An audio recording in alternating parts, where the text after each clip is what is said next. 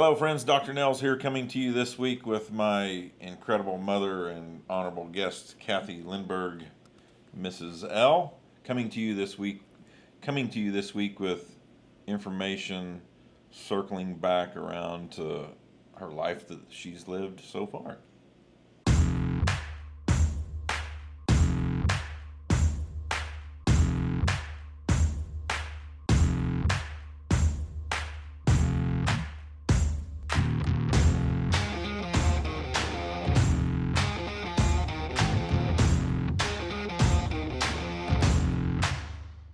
Hello, friends. Dr. Nels here, coming to you this week with more information on life, leadership, business, and family, helping build your values and principles so that you can be the best version of you. And this week is our fifth and final episode with my mother, Kathy Lindberg, Mrs. L. And we've talked about values, your core values. We've talked about your professional life. We've talked about going through empty nest phase of your life to retirement in your golden years. We've kind of circled the wagons now, coming back full picture and trying to bring a little more clarity and meaning to those that are listening to the wisdom that you're passing on to us. And what what does what does success mean to you today, now? Well, success is no longer bringing home the packet of rating sheets with almost all ones on them. From And music all, contest, yeah, all the medals that go with that. yeah, Success is no longer having every piece that I play be perfectly perfect, executed. yeah, Um, I would say that success now is enjoying my grandkids. Success is now enjoying my children and their spouses and watching them be successful, and seeing them be the people that I can be so proud of. yeah, yeah. And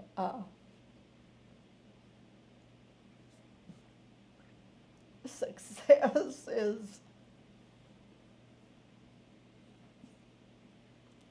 sleeping by that guy still. Um, Yeah. Success is reading in my books and maybe doing some writing because I've been inspired creatively. Those are great successes. Yeah, and success is maybe enjoying adults more than I have in my lifetime. Because as a teacher of students, even at games, I found that I sat with kids more than I did with adults. Yeah, yeah, for a long time, Right, and enjoyed the crap out of it. right. And so, and now it's with adults, and taking that time and appreciating them for who they are, Hmm. and and and that they want to spend time with me. Yeah. So, I mean, you've worked your entire life with great diligence and extreme discipline to be the best version of you. What does being the best version of you mean? How and what does that mean to be the best version of you? Um, well, I think I'm going to put it all in with legacy because at this point in my life, as we watch that our friends are passing, um, and I'm playing for someone's service, and I so love playing for services of my friends. The 30 minutes ahead of time in the service, because in that time of practice, I'm always like, Lord, I I want you to give me the music that will speak for the people who no longer can speak. Hmm. what they would want to have said. Yeah. And so it's opened up that door for me. And what do I want it to say for me? You know, what do I want them to say when I am no longer that living body?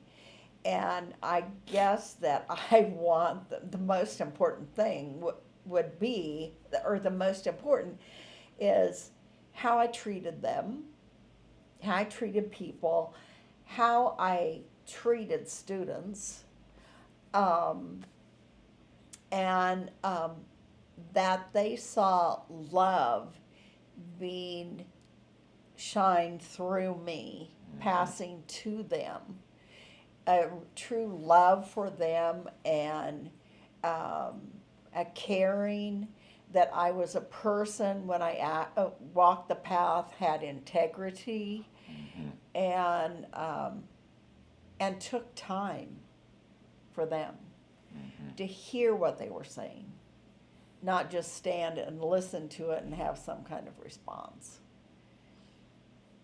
Because I know that in my lifetime of work, that I was always propelled at high energy level, and so some people would have probably thought I had no time for them.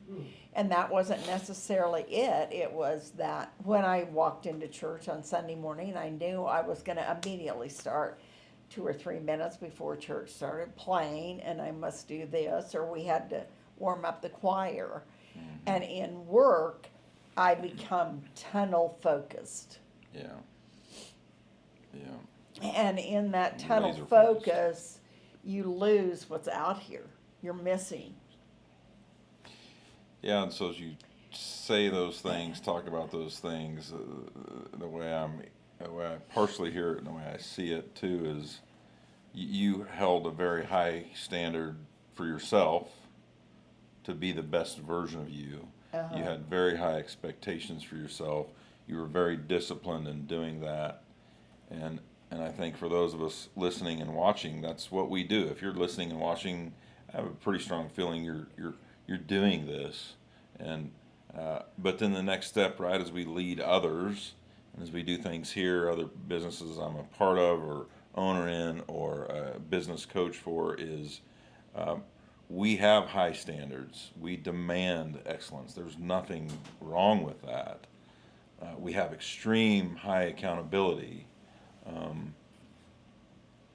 But if you do those things without care and love, Right. then you're just a dick. Or, however you want to word that. My mother doesn't like this language. But Right. we do that. You had high standards for yourself. You had high standards for those you taught. You had high standards for those around you.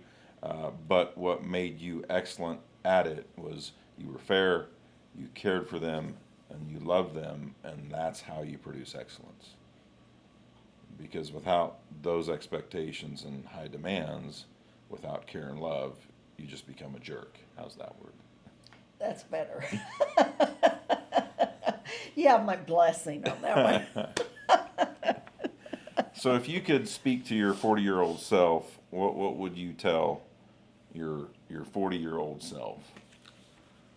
I would tell my 40-year-old self that high expectations are good, are very good.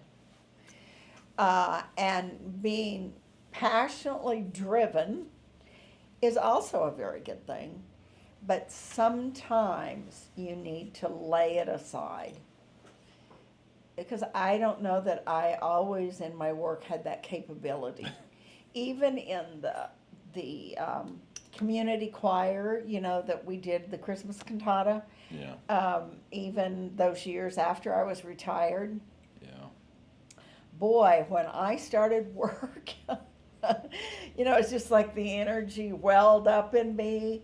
And, I just became obsessed. Yeah. And with the music and the words that were with it, and how that would come across how I wanted that to come across to the listeners, so they would get the message of Christmas, and maybe be touched to turn their life to the Lord.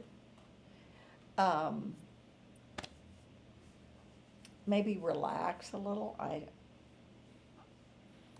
Know when to back off. Yeah, know when to back off and don't be such a perfectionist in everything. Yeah.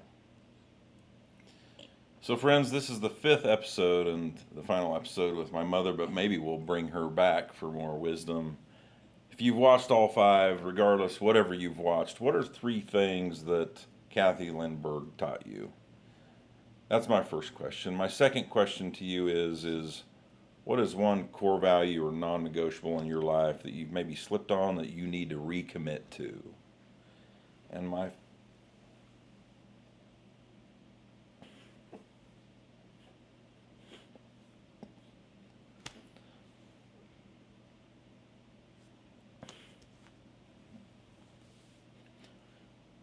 last challenge to you